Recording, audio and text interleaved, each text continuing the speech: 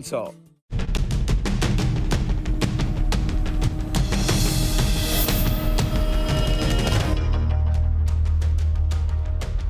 नमस्कार, स्वागत है आपका आवाज समाचार में। मैं हूं आपके साथ दीपाली नंदा। बुलेटिन में सबसे पहले आपको बताएंगे इस वक्त की बड़ी हेडलाइंस।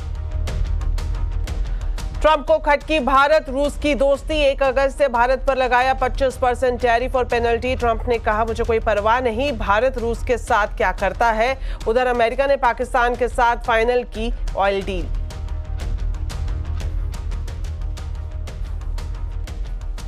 हम अपने राष्ट्रीय हितों को सुरक्षित करने और आगे बढ़ाने के लिए सभी आवश्यक कदम उठाएंगे। ट्रंप के टैरिफ पर कर रहे हैं विश्लेषण, राष्ट्रहित में लेंगे फैसला। संसद में वाणिज्य मंत्री पीयूष गोयल का बयान, कहा कृषि और छोटे उद्योगों की रक्षा हमारी प्राथमिकता। ट्रंप ने भारत और रूस की इकोनॉमी को बताया डेड। राहुल गांधी बोले, ट्रंप ने सही कहा। वहीं अखिलेश ने बुरे दिनों की शुरुआत बताया। अमेरिका के टैरिफ लगाने से भारत के टेक्सटाइल सेक्टर को बड़ा झटका। कारोबारियों ने जताई टेक्सटाइल एक्सपोर्ट में 50% तक की कमी की संभावना। प्रॉफिट मार्जिन पर भी पड़ेगा असर। ट्रंप टैरिफ और एक्सपायरी पर बाजार में दिखा उतार चढ़ाव। सेंसेक्स निफ्टी गिरावट पर बंद। Mid cap small cap shares में दिखा दबाव।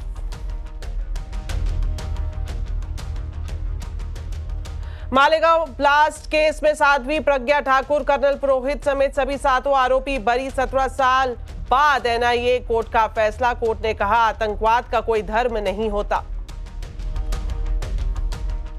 मॉनसूनी बारिश में मध्य प्रदेश से राजस्थान तक पानी। नदियों में उफान से रिहायशी इलाकों में भरा पानी। दिल्ली एनसीआर में कई जगह हुआ जल जमाव।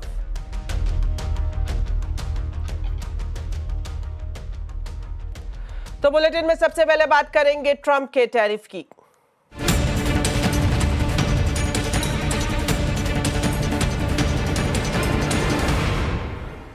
अमेरिकी राष्ट्रपति डोनाल्ड ट्रंप ने भारत पर 1 अगस्त से 25% टैरिफ लगाने का ऐलान किया है। भारत पर टैरिफ के अलावा पेनल्टी भी लगाई जाएगी। ट्रंप ने अपने सोशल मीडिया पोस्ट में कहा कि भारत रूस से हथियार और साथ ही ऑयल खरीद रहा है, इसलिए उस पर जुर्माना भी लगाएंगे। ट्रंप ने एक और पोस्ट में कहा कि अमेरिका के साथ भारत का व्यापार घाटा बहुत ज्यादा है, इसलिए भारतीय सामानों पर टैरिफ लगा रहे हैं। ट्रंप यही नहीं रुके, उन्होंने एक तीखा पोस्ट करते हुए भारत और रूस पर निशाना साधा। ट्रंप ने लिखा कि मुझे इस बात की कोई परवाह नहीं कि भारत रूस के साथ क्या करता है, दोनों मिलकर अपनी डेड इकोनॉमी को नीचे लेकर जा सकते हैं। हमारा भारत के साथ काफी कम व्यापार है, उनके टैरिफ काफी ज्यादा है। इसी तरह रूस और अमेरिका के बीच व्यापार लगभग ना के बराबर है। वहीं दूसरी तरफ ट्रंप ने पाकिस्तान के साथ एक ऑयल डील भी फाइनल की है, जिसमें अमेरिका और पाकिस्तान मिलकर वहां के तेल भंडारों का विकास करेंगे। एक तेल कंपनी को इस साझेदारी के लिए चुना जाएगा। ट्रंप ने यह भी कहा कि शायद पाकिस्तान भविष्य में भारत को तेल बेच सकता है। तो भारत पर ट्रंप की तरफ से जो 25% टैरिफ लगाया गया है, सरकार उसका विश्लेषण कर रही है, लेकिन भारत सरकार किसानों और राष्ट्रीय हित में हर संभव कदम उठाएगी, ये कहना है वाणिज्य मंत्री पीयूष गोयल का। लोकसभा में अपने बयान में उन्होंने कहा कि भारत पर अमेरिकी टैरिफ के असर का सरकार विश्लेषण कर रही है। सभी स्टेक होल्डर्स के साथ इसके असर का आंकलन किया जा रहा है। उन्होंने ये भी कहा कि 10% बेसलाइन ड्यूटी अप्रैल 2025 से ही लागू हो गई है। 10% की बेसलाइन ड्यूटी 5 अप्रैल 2025 से लागू हो गई है। भारत पर एडिशनल ड्यूटी 10% के बेसलाइन टैरिफ सहित कुल 26% की घोषणा की गई थी। मूल रूप से full country specific additional tariff 9 अप्रैल 2025 से प्रभावी होने वाला था, लेकिन इसे शुरू में 10 अप्रैल 2025 को 90 दिनों के लिए स्थगित कर दिया गया और बाद में 1 अगस्त 2025 तक और बढ़ा दिया गया। एंटरप्रेन्योर्स, उद्यमी, निर्यातकों, सूक्ष्म, लघु और मध्यम उद्योगों और उद्योग जगत के सभी हितधारकों के कल्याण की रक्षा और संवर्धन को सर्वोच्च महत्व देती है। हम अपने राष्ट्रीय हितों को सुरक्षित करने और आगे बढ़ाने के लिए सभी आवश्यक कदम उठाएंगे। मात्र एक दशक से भी कम समय में भारत फ्रैजाइल 5 अर्थव्यवस्थाओं में से निकलकर दुनिया की सबसे तेजी से बढ़ती प्रमुख अर्थव्यवस्था बन गया है। तो वाणिज्य मंत्री पीयूष गोयल के लोकसभा में दिए गए इस बयान की क्या मायने हैं, जान लेते हैं हमारे वरिष्ठ सहयोगी लक्ष्मण रॉय से। तो लक्ष्मण जी, आपसे जानना चाहेंगे, जिस तरह का स्टेटमेंट वाणिज्य मंत्री ने संसद में दिया, किस ओर इशारा करता है, इसके मायने क्या हैं? देखिए, मुझे लगता है पीयूष गोयल का ये बयान 3 मायनों में काफी महत्वपूर्ण है। पहली बात तो ये कि सरकार ने ये साफ कर दिया है कि अमेरिका के साथ बायलैटरल ट्रेड एग्रीमेंट यानी द्विपक्षीय व्यापार वार्ता चल रही है। 4 दौर की फिजिकल मीटिंग हो चुकी है, ऑनलाइन मीटिंग, वर्चुअल मीटिंग कई दौर की हो चुकी है। और उन्होंने ये बात तो नहीं कही, लेकिन अगले महीने अमेरिका के नेगोशिएटिंग टीम यहाँ पे आने वाले हैं, तो उनके साथ बातचीत आगे जारी रहेगी। यानी वार्ता, बातचीत, डील खत्म नहीं हुई है, वो बातचीत जारी है। टर्म्स ऑफ रेफरेंस तय कर दिया गया है। दूसरी महत्वपूर्ण बात, सरकार ने यह भी साफ कर दिया है कि जो डील की जाएगी उसमें राष्ट्रीय हितों के साथ समझौता नहीं किया जाएगा। और एक बात जो जोर देकर उन्होंने कहा, वो किसानों की बात कही। किसानों की बात जो कही उन्होंने, उसका एक मतलब है। मतलब यह है कि यूएस लगातार अपनी डील की बातचीत के दौरान भारत पर इस बात का दबाव बना रहा था कि उनके जो सीड्स हैं, उनके जो फसलें हैं वो यहां पर आए, जो डेयरी प्रोडक्ट है वो यहां पर आए। भारत बिल्कुल इसमें किसी भी तरह के ढील देने के मूड में नहीं था। एग्री प्रोडक्ट में, डेयरी प्रोडक्ट में यूएस अपना प्रोडक्ट भारत में लाना चाहता था। भारत ने साफ कह दिया था कि ये हमारी रेड लाइन है, इसको हम रेड लाइन को कतई नहीं तोड़ेंगे। उसको फिर से संसद में दोहराया है। इसका मतलब यह है यूएस के साथ जो भी डील होगी उसमें इस पक्ष पे, चाहे डेयरी प्रोडक्ट हो या एग्री प्रोडक्ट हो, इसमें कोई समझौता नहीं किया जाएगा। और तीसरी महत्वपूर्ण बात उन्होंने कही, उसका ये मतलब है कि भारत की स्थिति पहली वाली नहीं रही। वैश्विक अर्थव्यवस्था में 16% का योगदान भारत अकेले करता है, चौथी बड़ी अर्थव्यवस्था हो चुका है। तो भारत को आप बाकी देशों की तरह ट्रीट नहीं कर सकते कि जैसे तैसे अपनी मर्जी पर, अपनी शर्तों पर डील करवा ले। इसके लिए भारत तैयार नहीं है। यह भी इसका साफ संकेत है। तो बहुत ही सधा हुआ, बहुत ही कड़ा संदेश भारत की तरफ से उद्योग मंत्री पीयूष गोयल की तरफ से सदन के जरिए डोनाल्ड ट्रंप को, अमेरिका को। जी शुक्रिया लक्ष्मण जी इस पूरी जानकारी के लिए। तो ट्रंप के टैरिफ एक्शन पर विपक्ष ने सरकार को घेरना शुरू कर दिया है। अब आपको एक एक करके दिखाते हैं कि राहुल गांधी, प्रियंका गांधी और अखिलेश यादव ने ट्रंप टैरिफ पर क्या कुछ कहा है। Everybody knows that the Indian economy is a dead economy. I'm glad that President Trump has stated a fact. What more do you, why are you asking this question?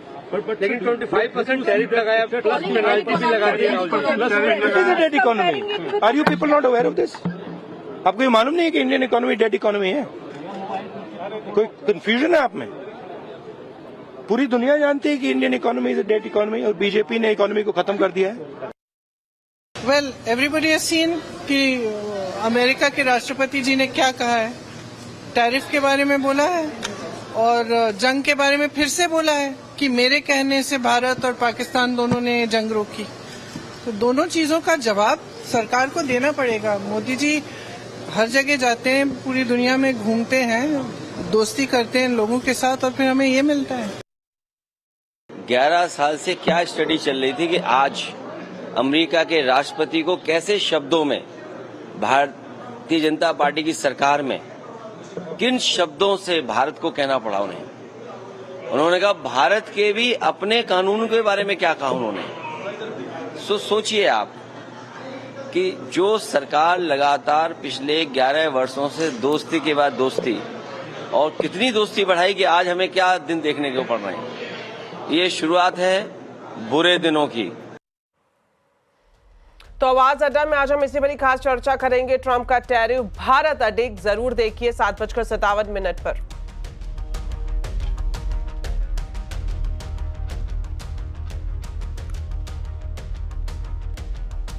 तो Trump के tariff बम का बाजार के कुछ sector पर असर पड़ना तय है। सब यही जानना चाहते हैं कि वो कौन सा सेक्टर होगा जिस पर सबसे ज्यादा मार पड़ सकती है। डिटेल्स लेते हैं आशीष चतुर्वेदी से और समझते हैं कि ट्रंप का लगान किसे सबसे ज्यादा परेशान करेगा। बताएं आशीष। बिल्कुल, देखिए एक बार के लिए कंपेटिटिवली देख लेते कि भारत पे जो टैरिफ लगे दूसरे देशों के मुकाबले कितने हैं। तो 25% भारत पे लगा है, चाइना पर एडिशनल ड्यूटीज भी हैं, लेकिन बाकी देश हैं और जो दूसरे कंट्रीज हैं, मिसाल के तौर पर बांग्लादेश है, वियतनाम है, इनसे भी ज़्यादा फिलहाल के लिए भारत पर टैरिफ्स है। और अभी तो फिलहाल अगर आप देखें तो पेनल्टी की भी बात बाकी है। इसके अलावा अगर आप देखें तो भारत के लिए US as a market service sector के लिए बहुत ज़्यादा कंट्रीब्यूट करता है, 78% का शेयर है। और टोटल एक्सपोर्ट्स में मर्चेंडाइज एक्सपोर्ट्स की बात करें तो 18% के आसपास है।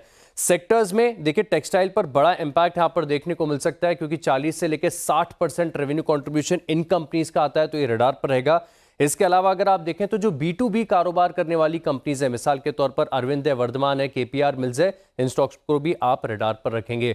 ऑटो स्टॉक्स पर इंपैक्ट है और ऑटो एंसिलरी में सोना, BLW और भारत फोर्ज, यहां पर क्योंकि रेवेन्यू आती है यूएस से तो सीधे तौर पर इंपैक्ट है। और केमिकल स्पेस में जो कंपनीज हैं जैसे नवीन फ्लोराइन है, PI इंडस्ट्रीज है, इनकी 20-25% रेवेन्यू यूएस से आती है, तो यहां पर भी आपको एक असर देखने को मिलेगा।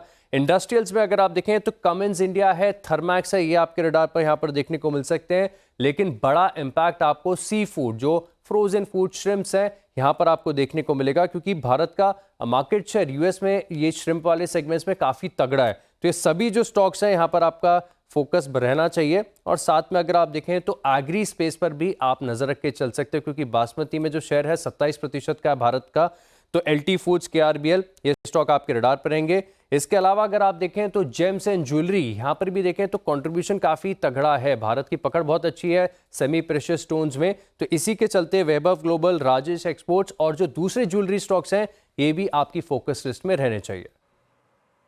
शुक्रिया आशीष इस पूरी जानकारी के लिए। तो टेक्सटाइल सेक्टर पर कितना असर इस टैरिफ का पड़ेगा, ये जानने की कोशिश की है हमारे संवाददाता केतन जोशी ने। आइए आपको दिखाते हैं। अभय भाई, क्या असर देखते हैं? ये टैरिफ बढ़ने से जो यूएस का जो इंपोर्ट है उनका फोकस शिफ्ट होगा और जहां से सस्ता माल मिलेगा वहां से वो इंपोर्ट करेंगे और इंडिया के मार्केट का एक्सपोर्ट में भी 50% जितना हो सकता है। और दूसरा, इंडियन सप्लायर जो है उनके मार्जिन भी मतलब श्रिंक होंगे कि कम आप क्या बताएंगे? मेरे हिसाब से अभी जो ये इम्पैक्ट आया है यूएस का टैरिफ का, तो भारत को अभी अन्य देशों के साथ में, जैसे यूके के साथ में अभी फ्री ट्रेड एग्रीमेंट किया था, अन्य देशों के साथ में भी फ्री ट्रेड एग्रीमेंट करना चाहिए, ताकि इंडियन इंडस्ट्रीज अन्य देशों के अंदर अपना माल भेज सके। अभिषेक भाई, आप क्या कहेंगे? सर, हमारा इंडिया खुद का एक 150 करोड़ का बहुत बड़ा मार्केट है, तो अगर हम अपने इंडिया को ही स्ट्रॉन्ग करें, जैसे अगर हम चाइना और दूसरी कंट्रीज से जो इंडिया में बन सकता है वो चीज अगर हम टेक्सटाइल के इंपोर्ट पर अगर बैन करें, तो हम अपने मार्केट को भी as a consumption market develop कर सकते हैं। सर भरत भाई, आप सरकार के साथ लगातार जुड़े हुए हैं, आप क्या सजेशन है? नहीं, जैसे सबने का इम्पैक्ट तो जरूर आएगा, क्योंकि इतना बड़ा टैरिफ जो है आज तक लगा नहीं था। 17% से 25% प्लस पेनल्टी और लगती है, तो एक बार इंडियन एक्सपोर्टर्स को जरूर फर्क पड़ेगा। लेकिन इसका रास्ता यही है कि अभी ये पूरा ट्रेड का वर्ल्ड वॉर चालू हो गया है, तो इसके अंदर अभी इंडियन गवर्नमेंट को एग्रेसिव होके एक्सपोर्टर्स को कुछ ज़्यादा राहत देनी चाहिए, चाहे किसी भी वे में दो। 5 से 8% अगर राहत मिलती है तो उनकी थोड़ी कॉस्ट इफेक्टिवनेस आएगी और हम लोग ये जो इंडोनेशिया और वियतनाम के जो कम टैरिफ है उनको कॉम्पीट कर पाएंगे। चलिए अब बात करते हैं शेयर बाजार की। टैरिफ और एक्सपायरी पर बाजार में काफी उतार चढ़ाव दिखाई दिया। उतार चढ़ाव के बीच बाजार गिरावट पर बंद हुआ। सेंसेक्स 296 पॉइंट गिरा, तो वहीं निफ्टी ने 87 पॉइंट फिसल कर अपनी क्लोजिंग ली। Mid cap small cap shares में भी काफी प्रेशर दिखाई दिया। तो बाजार का पूरा हाल अब बता रहे हैं आशीष चतुर्वेदी। देखिए, टैरिफ के चलते मार्केट में गिरावट के साथ शुरुआत हुई थी, लेकिन उसके बाद रिकवरी का भी ट्रेंड आपको काफी बढ़िया देखने को मिला। ऑलमोस्ट 1:30 बजे तक अगर आप निफ्टी का चार्ट देखें तो आपको रिकवरी नजर आई, लेकिन फिर 1:30 बजे के बाद से थोड़े से ऑफ आइज के एक्शन देखने को मिले और गिरावट यहां पर आपको देखने को मिली। जहां पर सेंसेक्स अगर आप देखें तो तकरीबन 300 अंक नीचे, मिड कैप में भी गिरावट, और निफ्टी यहां पर देखें तो 86-87 अंकों की गिरावट के साथ क्लोजिंग देखने को मिली। देख लेते हैं क्विकली निफ्टी के बढ़ने वाले शेयर कौन से थे। तो आज के मार्केट में अगर आप देखें तो HUL अच्छी वॉल्यूम ग्रोथ के बल पे, जियो फाइनेंस यहाँ पर fund raising, eternal, Kotak Mahindra bank यहाँ पर एक बढ़िया एक्शन आपको नजर आया। लेकिन गिरने वाले शेयरों की बात करी जाए तो निफ्टी में गिरने वालों में अदानी एंटरप्राइजेज है, टाटा स्टील है, डॉक्टर रेड्डीज और सन फार्मा, जहां पर नतीजों का इंपैक्ट रहा, इन स्टॉक्स में आपको गिरावट नजर आई। अब बात करें मिड कैप की, तो आप देखिए डिलीवरी है, आदित्य बिरला कैपिटल, भारतीय एक्साकॉम, एपीएल अपोलो ट्यूब्स, ये स्टॉक ऐसे हैं जहां पर तकरीबन 2 से लेकर 4% के मूव्स आपको नजर आए। और वहीं बात करें गिरने वाले शेयरों की, तो लुपिन 3% नीचे, एसजीवीएन 3.5% का कट, इंडस्टार में ज्यादा 6% की गिरावट आपको देखने को मिली। तो ओवरऑल अगर आप देखें तो शुरुआत हमारी थोड़ी सी कमजोरी के साथ हुई, फिर रिकवरी और फिर ऑफ हाइज का एक्शन। कैबिनेट की बैठक में आज 6 बड़े फैसले लिए गए हैं। कैबिनेट ने महाराष्ट्र, मध्य प्रदेश, पश्चिम बंगाल, बिहार, ओडिशा और झारखंड के 13 जिलों को कवर करने वाली 4 मल्टी ट्रैकिंग परियोजनाओं को मंजूरी दी है। इसके अलावा प्रधानमंत्री कृषि संपदा योजना के लिए 6,520 करोड़ रुपए भी दिए गए हैं। कैबिनेट पर लिए गए बड़े फैसलों से लेकर जो अहम जानकारी है बता रहे हैं लक्ष्मण रॉय। जी हां, दरअसल कैबिनेट और cabinet committee on economic affairs यानी सीसीए की बैठक में 6 महत्वपूर्ण फैसले लिए गए। 2 फैसले जो कैबिनेट की बैठक में लिए गए, उनमें से एक फैसला था नेशनल कोऑपरेटिव डेवलपमेंट कॉर्पोरेशन को लेकर के। जो सहकारिता मंत्री अमित शाह हैं, उन्होंने पिछले दिनों कोऑपरेटिव मिशन का ऐलान किया था। उस मिशन के तहत 2,000 करोड़ रुपए आवंटित करने का फैसला लिया गया है। इसके तहत किसानों को सस्ती ब्याज दर पर कर्ज मुहैया कराया जाना, किसानों को खेती से जुड़ी सुविधा मुहैया कराने के लिए उसमें क्रेडिट यानी कर्ज आसानी से मुहैया कराया जा सके, बुनियादी सुविधाएं मुहैया कराया जा सके, इसमें इस पैसे का इस्तेमाल किया जाएगा। दूसरा जो महत्वपूर्ण फैसला लिया गया है वो भी किसानों के लिए। दरअसल प्रधानमंत्री कृषि संपदा योजना के तहत 6,520 करोड़ रुपए देने का ऐलान किया गया है। इस प्रधानमंत्री कृषि संपदा योजना के तहत खासतौर से 50 से ज्यादा मल्टी प्रोडक्ट लैब बनाए जाएंगे। इसके अलावा फूड प्रोडक्ट लैब बनाए जाएंगे और ऐसे ही दूसरे या इंफ्रास्ट्रक्चर किसानों के लिए तैयार किए जाएंगे। तो ये भी किसानों के लिए एक महत्वपूर्ण फैसला माना जा रहा है प्रधानमंत्री किसान संपदा योजना। और इससे पहले कोऑपरेटिव को सशक्त करने के लिए 2,000 करोड़ रुपए देने का ऐलान किया था। लेकिन इसके अलावा 4 महत्वपूर्ण फैसले लिए गए cabinet committee on economic affairs की बैठक में। इसमें रेलवे के 4 अलग अलग क्षेत्रों में रेलवे लाइन को विस्तार करने में, कहीं पर डबल लाइन है तो उसको तीसरी लाइन बिछाने में, कहीं पर तीसरी लाइन है तो वहां पर चौथी लाइन बिछाने के लिए फैसला लिया गया। तो कुल यहाँ पे 575 किलोमीटर रेल लाइन बिछाने का फैसला लिया गया है। इसमें करीब 11,000 करोड़ रुपए खर्च किए जाएंगे। तो ये कुल 6 फैसले कैबिनेट और cabinet committee on economic affairs की बैठक में लिए गए। चलिए बढ़ते हैं आगे और आपको बता दें टैक्स चोरी के लिए ऑनलाइन गेमिंग और बेटिंग कंपनियां क्रिप्टो करेंसी के जरिए लेन देन कर रही हैं। सूत्रों से मिल रही जानकारी के मुताबिक इसमें ज्यादातर ऑफशोर कंपनियां हैं जो यूएसडीटी का इस्तेमाल कर करीब 250 से 300 करोड़ रुपए की जीएसटी चोरी कर रही हैं। डिटेल्स लेते हैं आलोक प्रियदर्शी से। तो आलोक, बताएं किस तरह से क्रिप्टो करेंसी की आड़ में जीएसटी की चोरी जारी है।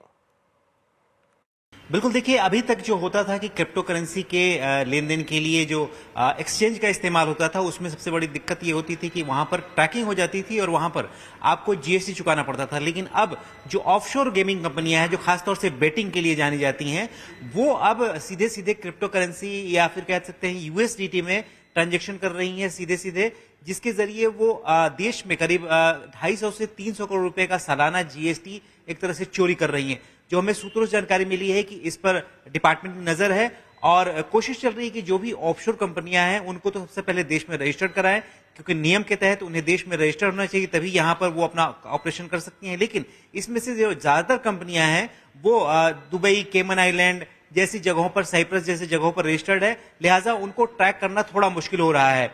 और आशंका इस बात की है कि ये बहुत बड़े पैमाने पर जीएसटी को इवेड कर रही हैं और एक अनुमान के मुताबिक 250 से 300 करोड़ रुपए सालाना जीएसटी रेवेन्यू का लॉस हो रहा है। अगर देखें तो ऑनलाइन गेमिंग कंपनियां इस मामले में जो देश की हैं, घरेलू कंपनियां हैं, वो रजिस्टर्ड होकर यहाँ पर काम कर रही हैं, लेकिन ऑफशोर कंपनियां हैं जो विदेशों में बैठी हैं, वहां से ऑपरेट कर रही हैं, वो हवाला के जरिए भी इस तरह के ट्रांजेक्शन को अंजाम दे रही हैं। और यहाँ पर जो प्लेयर्स या जो कि गेम खेलते हैं लोग, उनको एक तरह से हवाला के जरिए उनको पैसा पहुंचाने का काम, और साथ ही साथ जो लोग बेटिंग में पैसा लगा रहे हैं उनको भी इस तरह से हवाला या यूएसडीटी क्रिप्टो करेंसी के जरिए वो ट्रांजेक्शन कर रही हैं।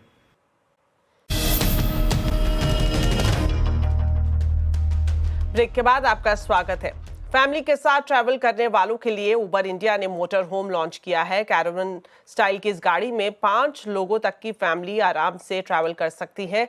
इस गाड़ी में तमाम सुविधाएं भी आपको मिलेंगी। मोटर होम में टीवी, किचन से लेकर दूसरी सारी जरूरत की एमिनिटीज मौजूद हैं। हालांकि शुरुआत में ये सिर्फ 1 महीने के लिए ही उपलब्ध होगी। we thought that why not launch something as a perk to our consumer base for a month and elevate their road trip experience on it. तो ये लाइव होगा August 7th से September 6th, एक महीने के लिए, and consumers can reserve this in advance. तो आप प्री बुक कर सकते हैं ये अपने उबर ऐप पे.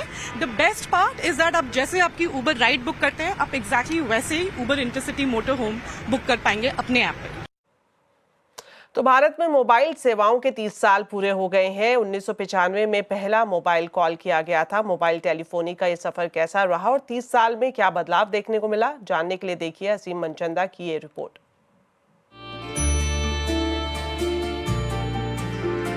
पहले मोबाइल कॉल से 5G सेवाओं तक का सफर काफी चुनौतियों भरा रहा है. 30 साल में टेलीकॉम सेक्टर ने बहुत सारे बदलाव देखे हैं. भारत में मोबाइल सर्विसेज की शुरुआत 31 जुलाई 1995 को दिल्ली से कोलकाता के बीच कॉल के साथ हुई थी. मोदी टेलस्ट्रा कंपनी ने इन सेवाओं की शुरुआत की थी. इसमें सिर्फ कॉल और SMS की सुविधा थी. इसके 13 साल बाद 2008 में सरकारी कंपनी MTNL और BSNL ने 3G सेवाओं की शुरुआत की और 2014 में पहली बार एयरटेल ने कोलकाता से 4G सेवाओं की शुरुआत की. लेकिन 2016 में रिलायंस जियो की एंट्री ने 4G सेवाओं को तेजी से बढ़ाया और 2022 में 5G सर्विस शुरू हुई जो अब देश के सभी जिलों में उपलब्ध है. हमने इतनी तरक्की की है इन 30 साल में इन टेलीकॉम सेक्टर.